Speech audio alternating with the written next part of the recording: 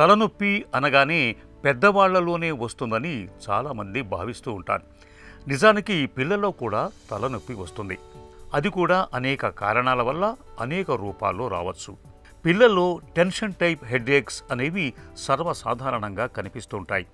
అవి తలలో రెండు వైపులా రావచ్చు. కొన్నిసార్లు సైనసైటిస్ సమస్య వల్ల కూడా తలనొప్పి రావచ్చు.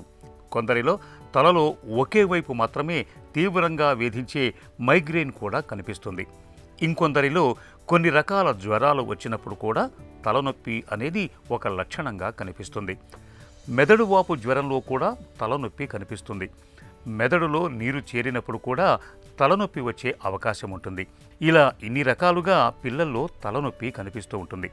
అందుకే పిల్లల్లో తలనొప్పి అంటే ఏ కారణం వల్ల వచ్చిందో ముందుగా తెలుసుకోవాల్సి ఉంటుందని చెబుతారు నిపుణులు.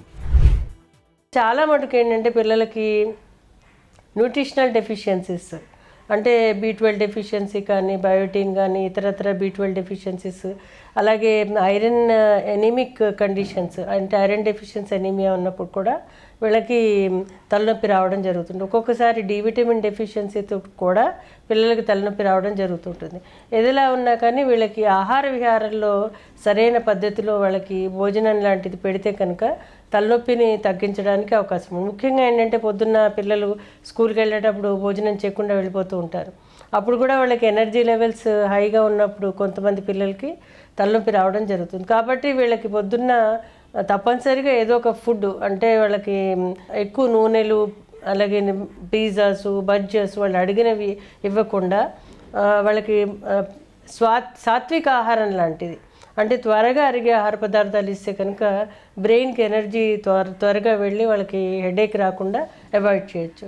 ముఖ్యంగా ఏంటంటే పిల్లలకి పెరుగన్నం కానీ, అరటిపండు కానీ, పాలు గుడ్డు కానీ ఇలాంటివి ఇస్తే కనుక వాళ్ళకి త్వరగా అసిమిలేట్ అయ్యి వాళ్ళకి తలనొప్పి రాకుండా కొంతవరకు అవాయిడ్ చేయొచ్చు.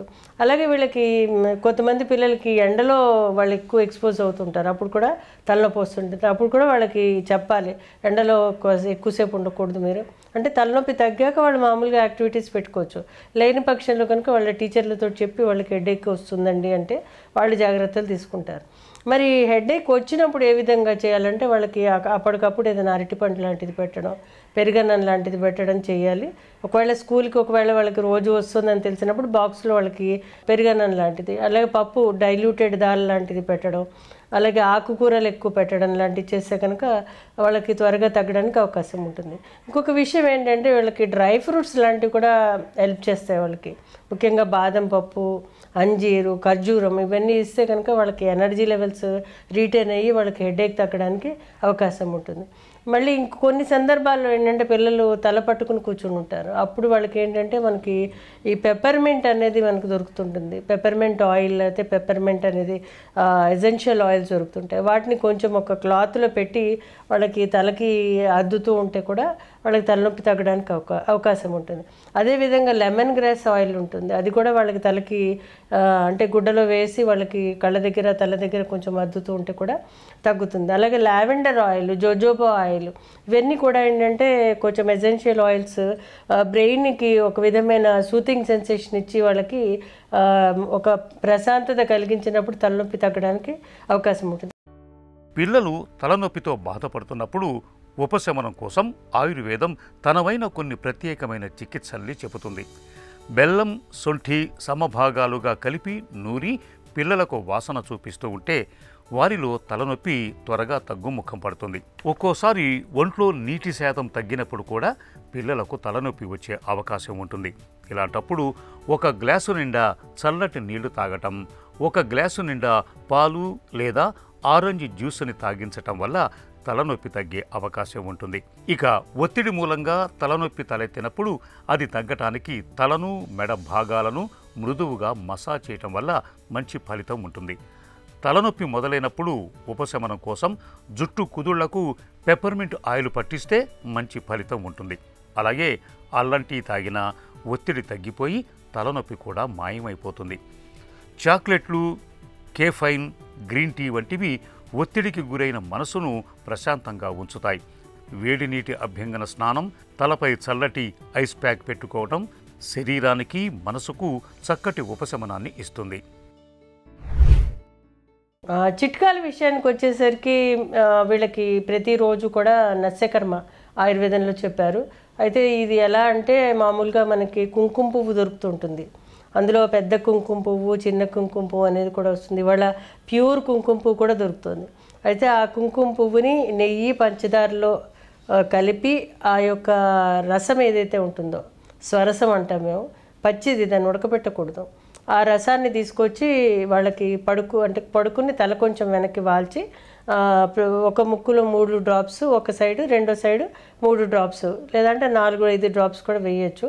వేసి వాళ్ళని అది ఒక 4 to 5 minutes పడుకోబెట్టి మళ్ళీ మామూలుగా వాళ్ళని తల పక్కకు పెట్టి పడుకోబెడితే కనుక చాలా మంచి రిజల్ట్ ఉంటుంది. ఎందుకంటే దాంట్లో కుంకుమ పువ్వులో యాంటీ ఇన్ఫ్లమేటరీ ప్రాపర్టీస్ ఉంటాయి. కన్స్ట్రిక్షన్ వెజల్స్ కాకుండా హెల్ప్ చేస్తుంటుంది. ఆ విధంగా హెల్ప్ చేస్తుంది. ఇంకొక చిట్కా ఏంటంటే పొగడ పూలు అనేవి దొరుకుతాయి మనకి, చాలామందికి తెలుసు అది. అయితే ఆ పొగడ పూలని రసం తీసి ఆ రసంలో కొంచెము తేనె, కొంచెం పంచదార వేసి కొంచెం డైల్యూట్ చేసి అది కూడా ముక్కులో వేస్తే కనుక చాలా త్వరగా తగ్గడానికి అవకాశం ఉంటుంది. ఇంకోటి ఆల్బేజియా లెబెక్కా శిరీష అనే ఔషధం ఒకటి దొరుకుతుంది. దాని యొక్క పూల స్వరసం కూడా తీసి అందులో కూడా కొంచెం పంచదార, కొంచెం తేనె వేసి అది ముక్కులో వేస్తే కనుక చాలా త్వరగా తగ్గుతుంది. ఇది రోజుకి 2-3 సార్లు కూడా వేయచ్చు. ఇది చాలా సేఫ్ కూడా. చికిత్స విషయానికి వచ్చేసరికి ఆయుర్వేదంలో చాలా రకాలైన ఔషధాలు ఉంటాయి. అతి ముఖ్యమైనది ఏంటంటే వీళ్ళకి శిరశూలాది వజ్రరస్ అని, అలాగే జటామాంసి అని, అశ్వగంధ అని రకరకాలైన ఔషధాలు ఉన్నాయి. ఇవన్నీ కూడా న్యూరో ట్రాన్స్మిటర్స్. ఇవి బ్రెయిన్లో ఏవైతే సెరోటోనిన్ కానీ ఇతరత్ర ఏవైతే